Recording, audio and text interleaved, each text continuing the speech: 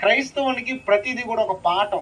మనం పెట్టుకునే చిన్న కూటం దగ్గర నుంచి పెట్టుకునే బహిరంగ సభల వరకు కూడా వాటి నుంచి కనుక మనం పాఠం నేర్చుకునే వారికి లేకపోతే ఖచ్చితంగా నేను చెప్తున్నాను, మీరు మందిరానికి రావడం కూడా అనవసరం. ఎందుకు నేను ఈ విషయం చెప్తున్నానంటే, మతంలో ఆచారాలు ఉన్నాయి, మతం మనిషిని రక్షించాల, మతంలో అనేకమైన అభిప్రాయాలు ఉన్నాయి, కానీ మార్గంలో ఏ ఆచారాలు ఏ సాంప్రదాయాలు లేవు. ఖచ్చితంగా కొన్ని మంది వస్తుందని విచిత్రం అనిపిస్తూ ఉంటుంది.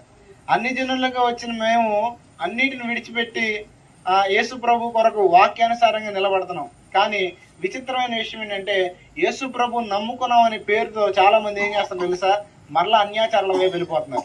ఎందుకు నేను ఈ విషయాన్ని చెప్తున్నానంటే, మనం మిశ్రిత జనంగా ఉండకూడదు. ఉంటే వెచ్చగానే ఉండాలి, అవునా కదా? కానీ మన వాళ్ళు ఏం చేస్తారు తెలుసా, రెండు కావాలి మనకి. ఇక్కడ మందిరానికి వస్తూ ఉంటారు, అక్కడికి వెళ్ళి ముహూర్తాలు పరిగెత్తా ఉంటారు, ఏమనాలో కూడా అర్థం కాదు. ఖచ్చితంగా నేను చెప్తున్నాను, మనం నమ్మింది సత్యం, మన దేవుడు సత్యమైన దేవుడు. కాబట్టి మనం చేయాల్సిన పని ఏంటంటే సత్యమును మాత్రమే అనుసరించాలి.